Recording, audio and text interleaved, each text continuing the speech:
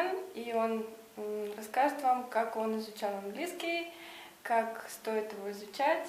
И welcome, Johan. Okay. Johan, so tell some words about yourself. Where are you from? How are you? Now I will start to tell something about myself. Okay. I am Johan Flint. I'm coming from the Netherlands. Yes. I am born in 1947, so I am now 67 years old. Wow. And You're still young. And during my life, I've always been a consultant in subjects related to sustainable energy. And that is also the reason that I'm now here in Kazakhstan. I'm helping someone to design a zero energy house. Yes, this is the project what we've been working with you. Okay, Johan. So that was myself, and then how I learned English. Yes. I think my first English lessons I've had in the secondary school. I was in a secondary school at a boarding school, and there we studied Dutch, German, French and English. And I think that English was the second important language after Dutch. So the Dutch language is still the first prime one in Holland. And are the schools good enough for teaching English? Not for me, because I had chosen for the B direction of the school, and that was the mathematics directions, and the A directions is the language direction. So I had not enough lessons to speak fluently English, but I can manage all around the world at that time. And I did also, because I am not afraid to speak English. It's always so that other people are happy when they can understand something. So don't be afraid to make mistakes. Yes, that's right. Then, very many years later, I had a job where I have been obliged to report in English, just to write English reports. And my boss was reading that, and he was telling me that I was using very, very bad English, that it was not good enough. And did it motivate you? Huh? Did it motivate you to learn it better? Because I want to travel around the world, and if my boss said your English is not good enough, he maybe not obliged me to travel around the world doing presentations in other countries about at that time about energy efficiency in industry. But it's somehow technical English. That is something but more difficult. No, I cannot say that. I think the technical words are in German, English and Dutch all practically the same. So a machine in English is machine, in Dutch is machine, and in German it is machine. Or the werkzeug. Sometimes, and in français c'est aussi machine. Yes. So the languages, French, Dutch, German and Netherlands are related languages. Johan, can I ask what's your favorite language? You speak 4 languages. Which one is the main one after Dutch, after your native language? My favorite language is English, because I'm feeling now that I can manage quite well in English. So I've not finished my story of how I learned English. So I wanted to have jobs in other countries, and then my boss offered me a course, and I asked for a private course. That is an English native speaking teacher, and I had 1 lesson in 2 weeks.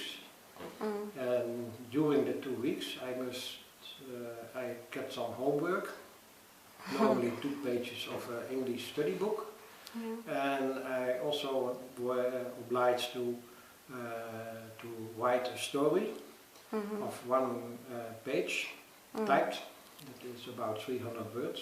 Oh. And that gives my teacher the possibility to see what kind of structural mistakes I have made. And I had this kind of practice and courses for 3 years. And after 3 years my teacher said, you are now good enough, you cannot learn better when you do it like this. When you want to learn better English, you must be in an English-speaking country, where you live regularly and regularly speak the local language. Okay, so homework is still an important Homework instrument. is important to learn for things self-control, which are a little bit difficult. And I don't like homework, but the writing of the stories, I found a nice trick, because I can very easily write one-page story. That's no problem for me.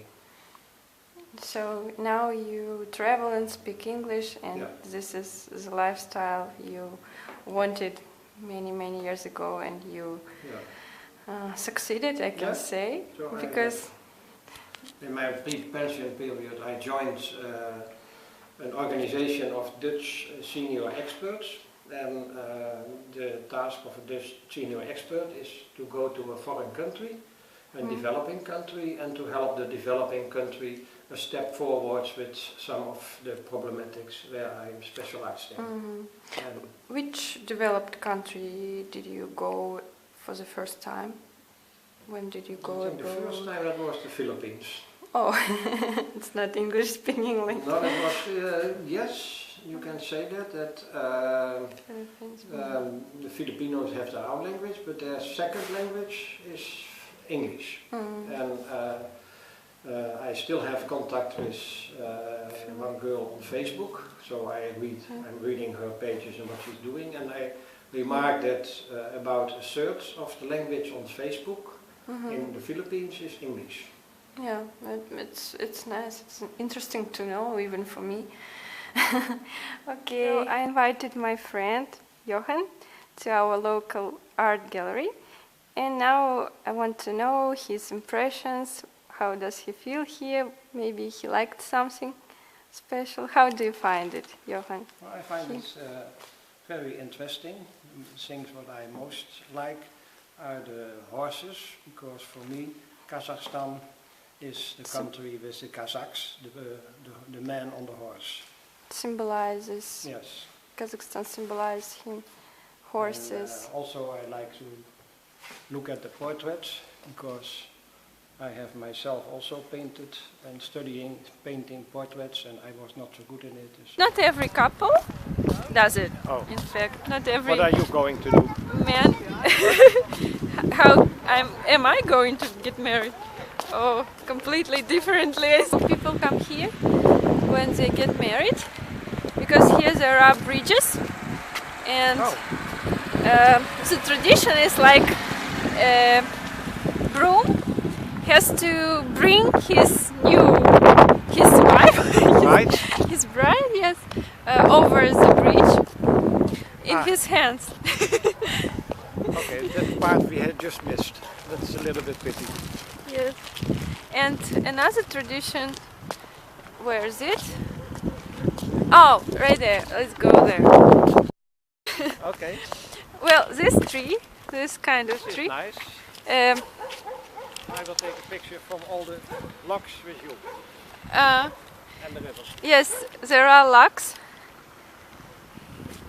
Logs represent the new couple who get married, to put the lock and how to say, to close their relations, to make it strong, to lock.